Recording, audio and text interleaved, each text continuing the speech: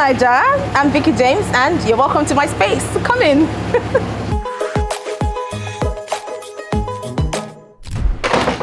Yay! Okay, so this is where all the magic happens, and I have all my conversations with my clients and friends in my office, so I'm so excited to take you guys there. Okay, so come, let's go.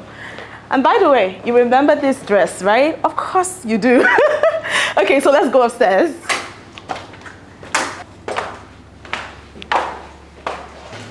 Okay, Bella Niger, so my office is right there, but this is a very, very wonderful space here in the Veekee James studio, or the Veekee James office or space, whatever you want to call it.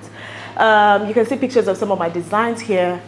And fun fact, my clients now call this space the Veekee James Wall of Fame. So if you find yourself here, just know that you're famous. Okay, so this mannequin is standing right here because I was just about working before you guys came. So you guys came at the right time. So I can't wait to see you guys work with me before we have our conversation. So let's go to the office. Okay, Bella Niger. Okay, so welcome to my office. This is my favorite space. Why? Because this is where all the mental work happens. Okay, so I sit right there and my clients sit right here and they talk about their very, very beautiful dream dresses, and I'm always happy working in here because like this is where all the talent and all the vision that God has embedded in me as a strong, independent woman happens. Okay, so I know that we have a lot to talk about, Bella Niger, but let me show you one side of fashion that is very interesting. Let's do some draping. Okay, so let's get to work. So, Bella Niger, when it's time for work, I put every shakara aside because I need all the attention that I can get to execute this that is so important to me, okay? So let's take off my shoes. You like my shoes? They're nice, right? Of course they are. That's it, super comfy. I mean, a lot of people know that I started in Ajagunle, so did you hold this? So when I started, it was really hard, to be honest. Like, it wasn't easy, but I was determined to succeed. I didn't have a plan B.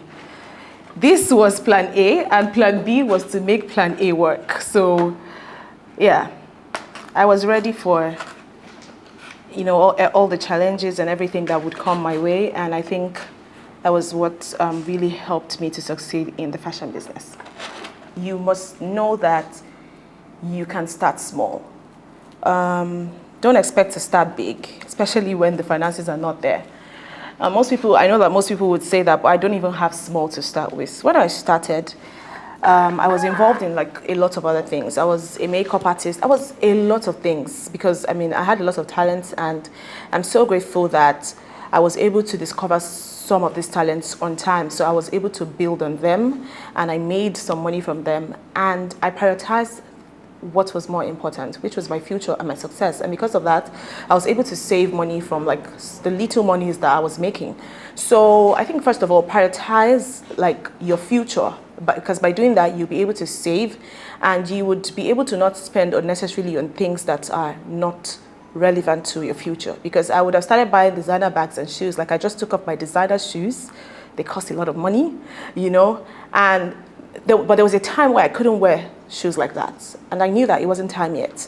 So don't rush to success, because the beauty of success is actually in the journey from like where you start from. So be patient with your journey, trust God to lead you and guide you, and He would never fail you. And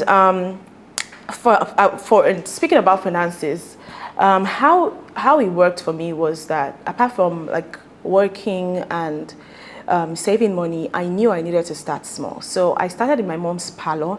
I have a short movie on YouTube that actually showcased my journey from Ajagunle to Forbes. I got listed on the 30 under 30 Forbes list this year, and that's like such a huge part of my success. Like, it's such a great height for me, and it makes me so happy that I put in all the work that I put in to get here. So yeah, I remember when I was still in Akwa Ibom, schooling in Akwa Ibom, and I wasn't doing fashion for business. I was just doing fashion for fun. I liked making dresses because I was passionate about it. So find what you're passionate about. And there's always something in that thing that you're passionate about. So I remember not having any sewing machine or even anything to make dresses with. And I would just walk around the place where I used to live and just look for people who had tailoring shops. And I'll just walk there and just beg them that, please, oh, auntie, please, uncle, can I use your sewing machine to sew something? I promise I will not ruin it. I promise I will just give them maybe 1K or 2K and say, please hold it. If I spoil your machine, you can take the money. And that would make them like feel like, it's like this girl knows what she's doing. And they'll give me their sewing machine to use. And from there, you know, just doing that already shows that, you know, this person is called for this. You're passionate about this. You're hungry for success, you know. And by just doing that, people might just want to help you. That's how favor comes. Because I remember there was a time I walked into a particular man's store, and when he allowed me to use the sewing machine and I made a dress, he saw the dress, and after then, what he told me was, please don't go anywhere else to make dresses. Always come here. Anytime whether I'm around or not, this is your place. And that was the place where I made dresses until I moved to Lagos. I didn't make dresses for money. I only made dresses for myself and for people, you know, that really, you know, people that I loved. And I think the only times I made money from sewing was like only when I charged people for the fabrics or the materials, and I made like peanuts from them, because I didn't see fashion designing as something that I would do, because to me it was a poor man's business. That's like what my mom did. That was my mom's job and business, and we were poor. Like I didn't like the kind of life that we lived. So to me, I was never going to be a fashion designer. I preferred doing makeup because I'll just do makeup for 1 hour, I'll collect my money and go. I didn't have to buy fabric, wait, and make dresses, you know, draw sketch and all of that. So it was easy money for me. But like I said, the beauty is in the struggle. The beauty of success is in the struggle. And I'm here, I'm a fashion designer, and this job has changed my life for the better. It has changed the life of my family. It has changed everything about me. It has changed my thinking as a woman. It has changed my mindset. It has changed my perspective and just how I see life. Okay, so I have just finished draping the skirt part of this dress, and I still have to do a lot of work on the blouse of this dress. So why don't we go inside so that we can finish our conversation, Bella Naija? Is that good? That's good? Okay, let's go. Okay guys, we're back to the office, and it's time to talk about her money, her power. So Veekee, if your account balance were a dress right now, what kind of dress would it be? If my account balance were a dress, I think it would be a very big ball dress with a long train, and yeah, you know, the type of ball dress that when you walk, it flows behind you, because the money is flowing. Even if it's not in my account balance, it's like it's always following me. I'm expecting money today. I'm expecting credit alerts from Shoperica, from Veekee James Man, from the Veekee James brand, from my content creation and influencing, from so many places. So yeah, so a very big, flowy ball dress that shines, you know, because when my clients pay me, they pay me with happiness, because they can see brightness coming with their money's worth, you know. So yeah. Multiple streams of income. I love it. What does women's economic power mean to you? I know that for a woman to be economically powerful, she needs to be financially independent. And financial independence is very important for women, because when a woman is financially independent, she has power. She can take bold steps. She can make decisions on her own. She can aspire to be anything and actually pursue it with her money, and not waiting for anyone to make decisions for her. So I think it's very important for women to be economically powerful. One point in my life that I knew, or that I realized that I was economically powerful, was 1 month after we paid salaries, and it dawned on me that I was actually taking care of the salaries of over 30 people. And I've just done 5 years in business. So that was the point that I knew that, wow, you have just hit that mark, you know, and you're now economically powerful, and it just feels so good. were some of the systemic challenges you faced in becoming a successful fashion designer? There were a lot, but I think the one that I would never forget would be like the perception of women that is already in the world today. You know, that perception that the world has, that women cannot take up some certain roles, women cannot be leaders in some sectors, women cannot, do things on their own. I remember trying to get a space for my office years back, not once, not twice, like so many times. And they would ask me if I'm married, if I had a husband. They don't want a single woman. They can't trust us with paying our rent. And I had the money to pay my rent. I could even pay for 2 years or 3 years as at then. So I'm like, why do women have to go through this? And it's not even something that has stopped happening. It's still happening till today, because there are some things I want to do with my money. And sometimes I have to call my brother to help me, be at the forefront in order for me to actually get that thing. So I feel like those are like the challenges that I faced that is still stuck in my head. And I really hope that perception of women changes, that there's a shift in like the way people see women or the way the world perceives women. Okay, so were there some key lessons you learned from your experience about women having money and influence? Yeah, I actually learned a lot of lessons when I didn't have money. I remember when I was in a relationship with someone back then in 2018, and everything was going well. I was thinking of moving finally back to Lagos from Akwa Ibom, because we started dating when I was in Akwa Ibom. So I came to visit him in Lagos. And I decided to move back because I was already in a relationship and I wasn't used to long distance relationships. So I was doing well with makeup in Akwa Ibom, and I was able to save some money. I think I saved about maybe 450K as at then. And when I finally decided to move back, I just packed my things and I came back to Lagos. I was spending some time in this guy's house and everything was fine. He showed me so much love. He told me how much he loved me and was willing to do anything. I was even talking about marriage. So in my head, I'm like, okay, I've reached my last bus stop, everything was going fine. And I remember I used to use the small money I had sometimes, maybe when he wasn't around, because I'm not the kind of woman that would always ask a man for money to do things in the house.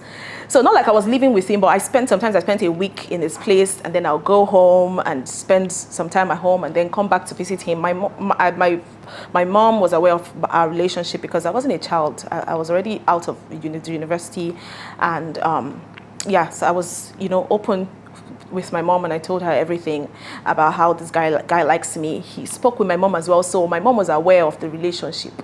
So I would use my money to make food in the house and all of that. So I think at some point he started feeling like maybe I was a burden to him because I was always in the house. Maybe he expected that after 2 months I should be bringing money to the house. But the truth is that I was actually using my money to do some things in the house. Maybe because I didn't used to ask that, I'm using my money for this, so give me back, I was just doing my thing, So maybe he felt that I would become a burden to him when he marries me. I'm no longer doing makeup. I have not decided whether I want to do fashion. I have not decided on what I wanted to do yet because I was still thinking about what to do. Because when I moved back to Lagos, it was like a phase for me that I just needed some sort of reset. I've been working all my life, right from primary school, secondary school, university. I was tired. I needed to be sure of the next step that I wanted to take because I left school because I was struggling with my education because I was working, trying to make a living and support my family. So I left school to actually pursue and just use my talents to make money. So it was the moment, I was at that phase of my life where I needed to be sure of what I wanted to do. And in just 2 to 3 months of the relationship, he was already feeling like I was going to be a burden. He didn't see the vision that I always knew that I was going to be successful. I didn't know how it was going to happen, but he didn't see that vision. So I could remember him asking for a break, and he started acting up and treating me some type of way because of this, even if he didn't come out plain to say, this is the reason I'm acting like this. So he asked for a break and I went back home and I could remember crying. I was frustrated and all of that. And it was at that point that I took the step to becoming a fashion designer. So I would say that that was a phase of my life that changed my life for good. As at then, I thought that he was being wicked to me. You know, he didn't love me for who I am. But it was a phase in my life that made me realize that, girl, you don't get money now, why did they do like this? So you need to make money. And I remember waking up that morning and telling my mom, I need to take fashion seriously. Let me see, this is something I love, this is something I know I'm talented with, or this is something I know that I'm born with, this is something that I know I'm good at. Let me see where this takes me. You know, I've tried makeup and it's good, but let me see how fashion will turn out for me. And I started. And at some point, he came back to say, okay, let's get back together. I remember forgiving him, but then it was still the starting phase. So even the fashion go, you know, still sure whether you go click, you go walk, you know. So after a while, I just when I started making money and I started saving my own money, it just made me realize that, yo, this guy is not the guy for you. Because if he could treat you like this, because in his head, he was bringing money for you to cook, because that was all. I didn't ask for anything. I didn't ask for bags. I didn't ask for shoes. I made my hair myself. I never asked for anything. So if you could act like this because you are feeding me and you in your house, what will happen when you finally marry me? You know? So just having my own money made me see beyond, you know, that position and where I was. It made me take the right step with my relationship. It made me leave him, and now I'm married to the best man in the world. Yeah, you know, so having money is very important. So I think that's an experience that I would never forget. Yeah, and now you are successful. And yes, I am. Have your money up. As a woman, do you think this, having money, has helped amplify your voice and impact in society? Of course, I think it has. I know it has, because there are a lot of women out there that I know that I inspire as a person, and a lot of women out there that I know that the Veekee James brand inspires. And just having my own money helped me start up an initiative called the Veekee James Gala. The first edition at the first edition, we empowered a fashion designer who was, you know, already doing well. She was a startup fashion brand. She was doing well. We empowered her with, I think, we empowered like about 3 fashion designers with over. I think the total money that we spent and the things that we gave out to empower all these people was maybe almost 5 million naira, you know. And till tomorrow, when they see me, when the first winner sees me, she's always like, Veekee, thank you so much for you know, for the Veekee James Gala. It has changed my life. At the Veekee James Gala as well, we had the bride of the gala, and we took care of almost everything that had to do with her wedding, and that made her like very happy. And I see her every time I see her, she always reminds me of the fact that what we did for her wedding really, really changed her life and made her happy. And